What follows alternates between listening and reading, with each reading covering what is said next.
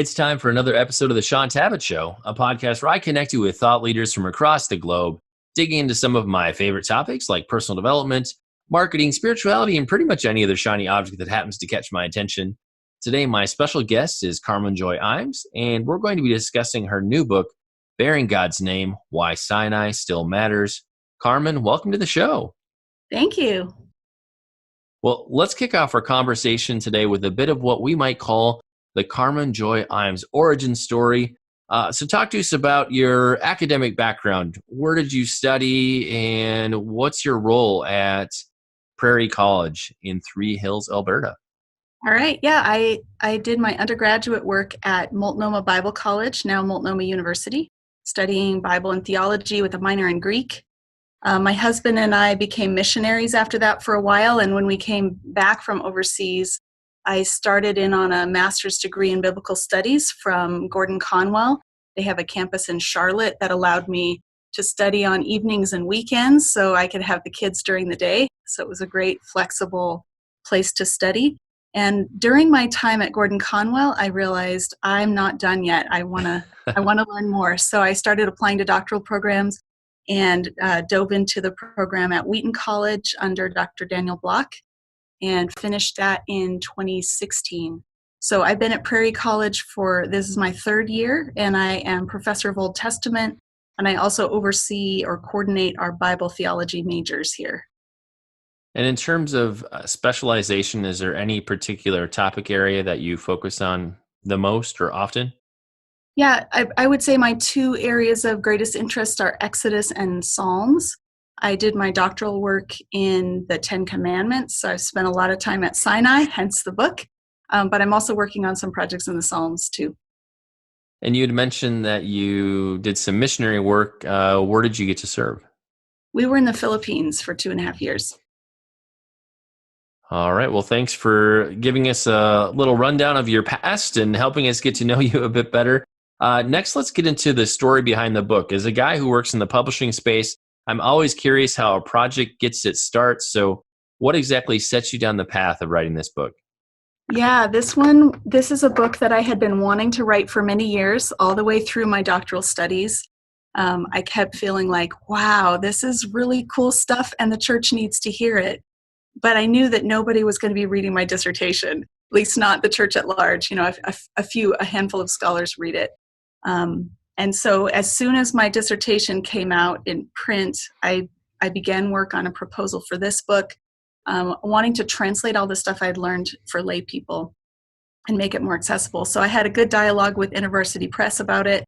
We went back and forth with a couple different drafts of an outline for the book. And as soon as we locked on the right sort of structure, or the right hook, I was off like a shot and wrote the book in one summer. It was really fun. Well, and as a guy who worked in the academic space for a while at Fortress Press, I can vouch for that. This volume from InterVarsity Press is a lot cheaper than the average published dissertation volume. It is. It's only a fraction of the cost of my dissertation, and it's already sold multiple times more. I think there are 200 copies of my dissertation out there somewhere, and we're well over 1,700 copies of this book that are being read. So. Well, and even as dissertations go, selling 200 copies, that's actually really impressive. Some sell less than 50 or maybe less than 25, depending on the topic. Yeah, I'm really pleased. I think that this book with IVP is actually helping dissertation sales because people are reading the book and saying, oh, wow, this is great stuff. I want to see all of her homework that led her to these conclusions. And so they're going and finding the dissertation. Yes, they want the book behind the book. There is a book behind the book. One of the things you talk about is that, we as Christians need the Old Testament today, and that really it's time for us to rehitch ourselves to Israel's scriptures so that we can better understand who Jesus is and what he came to do. Why do you think the church has kind of lost touch with the Old Testament? I think for a lot of us, it's just not a place where maybe during that first part of the year when people buckle down and start I'm going to read the Bible in a year sort of a thing. It's January, people are doing that. But for the most part, I don't see a lot of people spending time in the Old Testament. Why are we avoiding it? Yeah, well, I think February is when the bottom drops out because we get to Leviticus. or Yeah. the latter part of Exodus, and we say, what is all this stuff? It doesn't seem very relevant. Some of it actually seems objectionable. It doesn't seem like it values equality or nonviolence. There's a lot of stuff we just don't know what to do with. And so it's a lot easier to just forget about the Old Testament and hang out in the Gospels. But when we do that, we run the risk of actually misunderstanding, misinterpreting the New Testament because we don't understand the world that it's coming out of. Well, and one of the things I think people are going to really appreciate about your book is you just bring out so many interesting facts and kind of little rabbit trails that you take us down where people are going to be, if they're familiar with the stories that you're sharing, or the accounts might be a better way to say it, since we're talking about the Bible, they're going to be surprised at what they've been missing. So for this middle part of the interview, would love to have you just unpack some of the ground that you cover in the book. So first, let's talk about God's name. How does God sharing his personal name with Moses and the Israelites distinguish him from the other little g gods that we see in the surrounding nations? Why was that unique? Yeah, it's unique. It's unique in several ways. One is that there, in the ancient world, there was this idea that if you know a god's name, then you have some sort of access to his power, his or her power. And so there's this dialogue in Egyptian text that talks about gods trying to figure out each other's real names. They go by pseudonyms so that people don't have access to their real power. And there's this sense of sort of quest for finding a god's real name. And here Yahweh shows up and just makes it available to his people, which is actually putting himself at risk. So this willingness to be known and to be known personally is a big deal. Another aspect of the name that I think might be new to people, I've had several people say, oh, is your book about the names of God? Are you going to go into the names of God? And I want to say, but I don't want to burst their bubble, but what I really want to say is God only has one name. It's Yahweh. There are a lot of titles he's given throughout Scripture, but there's really only one name, and it's the revelation of that name at Sinai that is the big deal that I'm trying to unpack in the book. Next, let's talk about what we can learn from the Israelites about liminal space. And I know some of the listeners are going, liminal, what in the world does that mean? So define that for us, and then talk to us about, what we can learn, what we can see as Israel is walking through this in-between space at Sinai. Yeah, liminal is one of my favorite English words that I learned during my doctoral studies, and it's a word that we should all know because it's just really useful in making sense of life. So it comes from the Latin word limen, which is the threshold of a doorway. So if you imagine sort of standing in a doorway, you're neither in nor out of a room, you're in between spaces. And so the word liminal started first to be used by sociologists, anthropologists, to explain stages of life or stages of rituals that we go through where we're in between one place in life and another. So you might think of a pregnant woman as a woman in liminal space. She's carrying a child within her, but she hasn't yet held the child or fed the child or changed the child's diaper. And so she's in this sort of in-between space between not being a mom and being a mom. And so liminal space is rarely comfortable. It's usually very uncomfortable, but it's a place in which we undergo the greatest degree of change. And so in the book, I explore various kinds of liminal spaces that we pass through, but all in conversation with this major liminal space that Israel goes through in the wilderness. So when God meets them at Sinai, he's meeting them precisely in that place where they are the most upended, discombobulated. They've lost the structure that they're used to. So there's all these questions about who's in charge and where are they going to go next and where do they find food, and all of the normal ways of life have been stripped away from them. And it's in that place of sort of loss, even though it's a happy loss, it's a deliverance from slavery, there's still an uncertainty about it. And it's into that space that God speaks and reveals himself and who he is, and also reveals who they are. So Israel becomes who they are in that liminal space.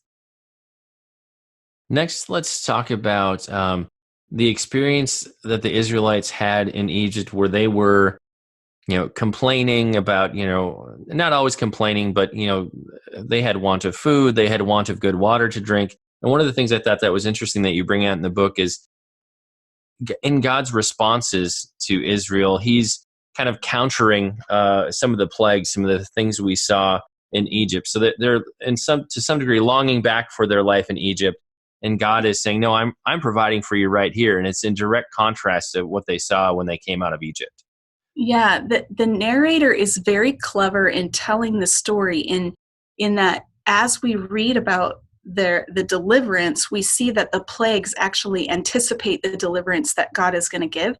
And so some of the same words are used and are echoing between them. So for example, the water is turned to blood so that they can't drink it in Egypt, but then when they're in the wilderness, they come to Mara and the water's bitter so they can't drink it.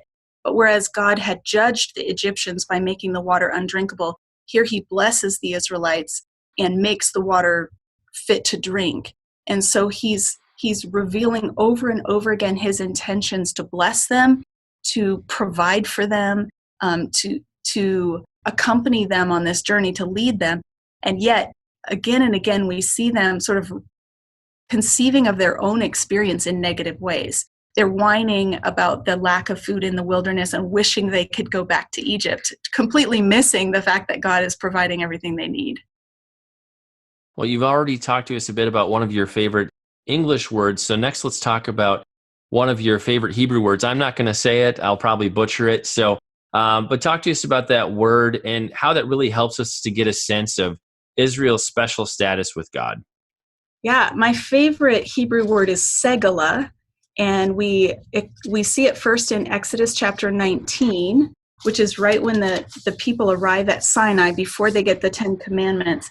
And Moses goes up to the mountain, and God tells him in verse 4, Exodus 19, verse 4, "You yourselves have seen what I did to Egypt, how I carried you on eagle's wings and brought you to myself.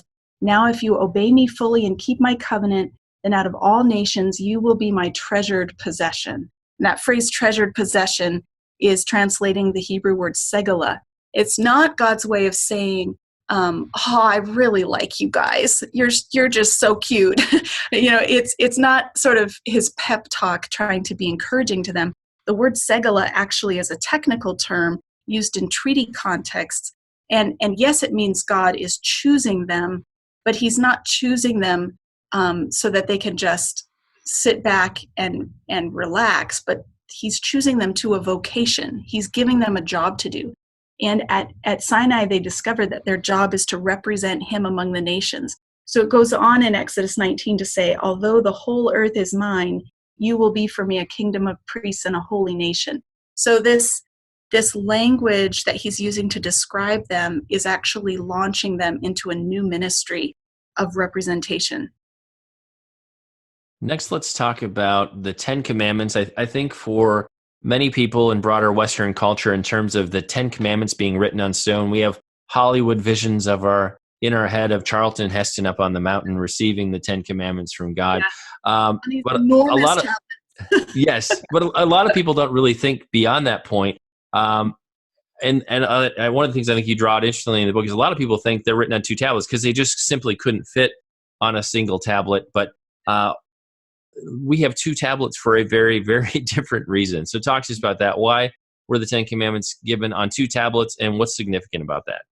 Yeah, so this requires a little bit of digging into ancient Near Eastern culture, and actually archaeology has helped us out with this, because what archaeologists will tell us is that treaties were written in duplicate copy on two stone tablets so that each party could keep a copy.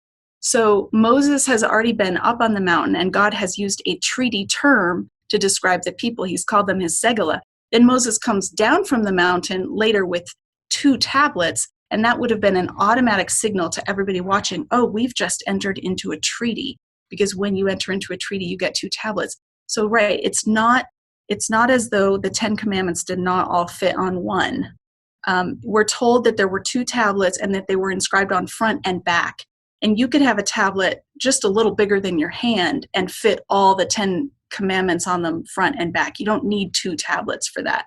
2 tablets, so the scriptures don't say this explicitly that they're duplicate, but when we're reading this in its ancient Near Eastern context, it seems most likely that these are duplicate copies, and it indicates that God is entering into a covenant with Israel. He's calling them his treasured possession, and then he's laying out for them, here's what it's going to look like for you to be my treasured possession. Here's how I need for you to live so that you can represent me well. And in terms of that ancient Near Eastern context, if I remember correctly, each party would have put their respective tablet in the temple of their god, per se. So in terms of Israel's experience, I think one copy ends up in the Ark of the Covenant. And I'm kind of curious, where would Moses have put the other copy? Yeah, we're told that both tablets are put in the Ark of the Covenant. Okay. So this is a little bit different in Israel's case because we don't have 2 different nations making a treaty with each other where they each have their own temple where they can keep the duplicate copies. Instead, they have just one tabernacle with one holy place. And so both tablets going there, I wrestled with this for a while. What could this mean? Why have duplicate copies if they're both going in the same place? I think it's a way of signaling that they're entering into a formal treaty. So the 2 tablets signify that. But then the fact that both copies are put in the Ark of the Covenant, I think signifies that Yahweh is going to hold them accountable for their end of the covenant, but he's going to hold himself accountable for his end of the covenant. There's no higher power that can hold him accountable. And normally it's the God of each nation is holding the people who are entering into the treaty accountable. So it's God's holding people accountable. This covenant's different because it's a God making a treaty with people. And so he's holding himself accountable.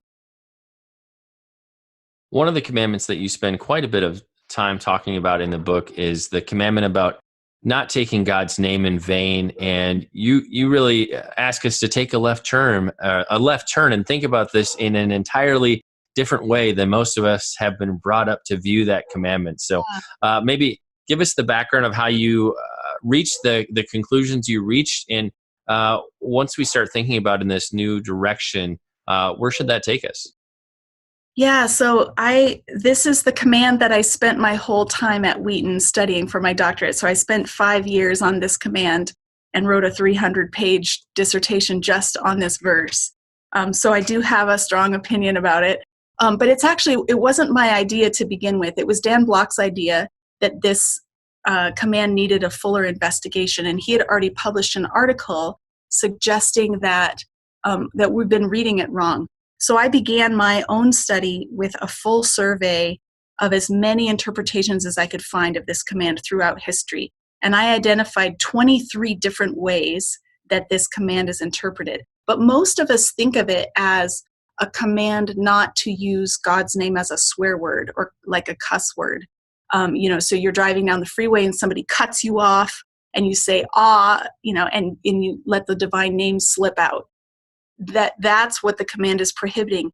And after studying it for all this time, I'm convinced that's not what's going on. The command in Hebrew reads sort of ambiguously, or it maybe seems strange to translators, and that's why they've said, for example, in the NIV, you shall not misuse the name of the Lord your God, or you shall not take the name of the Lord your God in vain. Is how we've heard it. But in Hebrew, it says, you shall not lift up or carry the name of Yahweh your God in vain. And so, of course, translators come to this and say, well, we don't carry God's name, so this must mean something else. And so then they go hunting to try to find how is this like a figurative expression, or, how can we make sense of it? And they look for parallel passages. But I think actually the key to interpreting this command properly is right in the context at Sinai. Just a few chapters later, we have the high priestly garments described. They're building the tabernacle. They're getting instructions for how to build the tabernacle and then how to clothe the priests who are going to serve in the tabernacle. And it says that the high priest is supposed to wear this breastpiece with 12 precious stones on it. And the stones are to be engraved like the engraving of a signet ring. So that would be like a name engraved on them. And then it says, and so Aaron shall bear the names of the sons of Israel before Yahweh. And so there's that same phrase from the name command, bear the names. And I think that this is the key to how we're supposed to read the command, that the command is implying that Yahweh has put his name on the people of Israel as a way of claiming them as his own. They belong to him. He owns them. And so now they're to go out and live their life in such a way that they carry that name in a way that honors him. So they're not supposed to carry that name in vain. So it's kind of like wearing a tattoo. We can kind of imagine that we're tattooed with God's name and that we are then his representatives. This fits together with the idea of segula, or being God's treasured possession. If that means to represent him, it's natural to envision that as him claiming them by putting his name on them. Well, as I was listening to this part of the book, the one thing that kept ringing in my mind is, oh, Jesus is the ultimate embodiment of this. So talk to us a little bit about that. Like, how does this better help us to understand Jesus' time and what that means for us as Christians today? Yeah, this is one of the really fun parts about my dissertation work. Was I read through the entire Bible kind of looking for this theme, looking at the idea of bearing God's name, because it was a new concept to me, especially I had never seen it before in this command. And I wondered if I could find that evidence of that anywhere else. And in fact, it's everywhere. In almost every book of the Bible, there's references to the people who bear his name. And when we get to the New Testament, that persists. So Jesus, when he's teaching his disciples to pray, he says, hallowed be thy name, or may your name be sanctified. I used to think that was just his way of saying, wow, God, your name is holy. But after doing this study, I now think that Jesus is actually committing himself to be a name bearer who bears God's name with honor. That when he says, hallowed be your name, he actually sees himself as the answer to that prayer. Israel had borne the name in a way that brought God's reputation into disrepute. Like they went into exile because of their disobedience, and all the nations are saying, oh, Yahweh must not be very powerful because look, his people have had to leave their land. I'm getting that from Ezekiel 36, but you can see it all through the prophets. The nations are getting the wrong impression about God because of Israel's behavior. Jesus comes along and says, no, we need to commit ourselves to honoring God's name by living in a way that's faithful. We're going to be faithful to the covenant. Another part of the book that was kind of interesting to me, you talked a bit about some experiences you've had in terms of, should we have representations of Christ, images, and like I'm a guy who grew up in the Lutheran church, so I grew up in a space where we had icons and stained glass and the whole thing. And now I'm in more of an evangelical context where it's pretty white and boring in the sanctuary. Yeah. Should we be concerned about having graven images? Like, what's your take on that? Yeah. So that is an age-old question, and I think it actually we can trace the answer to that question back to how the commands are counted at Sinai. So we know there's 10 commandments. The Bible tells us there were 10, but actually how to count them is quite disputed. And so if we go back to the 10 commandments and ask ourselves, is having no other gods the same thing as not making images? Are those one and the same command? Or are these two different commands? The denominations or traditions that count them as two separate commands tend to be the ones with bare walls in church. The ones that count them as the same command freely use images of Jesus because we're not being commanded not to make images of Yahweh. We're being commanded not to worship other gods by making images of them. So the way you count that actually works its way out in your church practice. I personally have never had a problem with depictions of Jesus. Well, I do have a problem with lots of depictions of Jesus because they make him white and give him blue eyes, and that's really historically inaccurate. But but actually making a picture of Jesus isn't a problem to me because he took on flesh and became incarnate. And the rationale given for not making images is you didn't see any form on the mountain. Well, now we've seen a form. We've seen the form of Jesus. And so I don't think it's a problem to have pictures of him. Any other commandments you want to point us to that were particularly surprising for you, or you feel like that maybe in terms of when people read the book, they're going to be like, oh my gosh, wow, I never saw this one coming? Yeah, I think maybe the Sabbath command was a surprise for me as I studied, because I always thought of that as the command that we don't have to keep anymore because of Jesus. Like, we don't have to keep the Sabbath. And as I studied it, I began to see what a gift the Sabbath is. Here are people who've been enslaved, working for Pharaoh 24/7, working to line Pharaoh's pockets and to build his empire. And God sets them free. And one of the first things he tells them is, take a day off. Don't work like you're a slave anymore. And I think it's really funny that we want to get rid of that command when it's the command to have a day off, and to take a break, to rest, to not work like everything depends on you, but to actually rest in God's provision. He will keep the world turning. We don't have to. And so that was one that especially challenged me. Well, I can't think of anybody who doesn't need to have that reinforced right now in our always on culture that seems to be going on around us. You share a number of personal stories in the book, and I think one of my favorite stories had to do with French bread. So talk to us about how a woman showing up at your door with French bread helped you to better understand God's provision.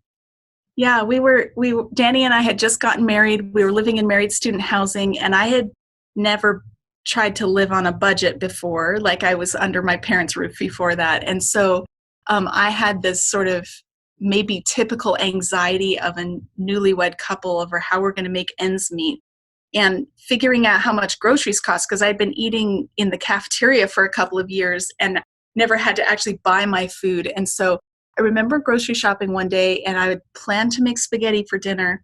And I was looking, trying to plan the menu, and I thought, oh, French bread, like making garlic bread would be so good. Like, and I'm looking at the French bread, and I'm looking at how much it costs, and I think it was like $2 for this loaf of French bread. But in my mind, that was $2, and we were going to consume it all in one meal. Whereas I could spend $2 on another loaf of sliced bread, and we could make sandwiches for a week. And so to me, it seemed like it was a misuse of funds to splurge on French bread. Now, that this was 21 years ago, I'm not that uptight about money anymore, and I kind of know how things work. But at the time, it was a real fear that I had. Can we make it on a student income? And I got home. I decided not to buy the bread. And I got home, and I was making dinner, and there was a knock on my door, and it was my next door neighbor. She came to my back sliding door, and I went, and she's like, we've got an extra loaf of bread, and I wondered if you could use it. And she handed me French bread. And it was the most startling thing for me. It was like, how in the world did that just happen? Now, to this day, I don't know if she was at the store at the same time and saw me deliberating and bought the bread because she just knew that I was torn. I don't know. Why did she have how does anyone have an extra loaf of French bread in their house? But she brought it to me, and it was such a tender way of God showing me, I've got this. You can trust me. And I saw it as a very lavish blessing, even though it was probably only worth $2. Well, when you're in those student housing days, free bread can be a lavish blessing. That seems an appropriate way to describe it. In terms of, say, the reader's journey with this book, when they get to that last page, they close that back flap. If they only take away one thing, what's the one way you want them to be impacted and changed by the book? Yeah, I really want people to rediscover the value of the Old Testament and to see its relevance. And in particular, I hope that my readers discover that we can't know who we are without Sinai. If we want to know who we are and what we're here to do in the world, we've got to go back to Sinai and understand our relationship with Israel's story. And I hope that people walk away with a greater hunger to go back and read the Bible again for themselves, to read the Old Testament and get through the whole thing and see the riches of God's grace that are there. And Carmen, for the listeners, the viewers who'd like to connect with you, find out more about you, where can we find you on the web? Well, I have a blog. You can find me at carmenjoyimes.blogspot.com. You can also find me on my faculty page at Prairie College. And I look forward to hearing from readers. I'm getting messages multiple times a day now as people are finishing the book or partway through the book, and they're reaching out to tell me what it means to them. And that's been really fun. It's been a very communal experience publishing a book. So it's been great. Well, and like we do with every episode, we'll have detailed links in the show notes, places where you can connect with Carmen and pick up your own copy of the book. It's time to bring this episode of the Shaun Tabatt Show to a close. Many thanks for being a part of my conversation with Carmen Joy Imes. Once again, our book today was Bearing God's Name, Why Sinai Still Matters. For more on Carmen, a great place to start is her blog. You can check that out over at carmenjoyimes.blogspot.com.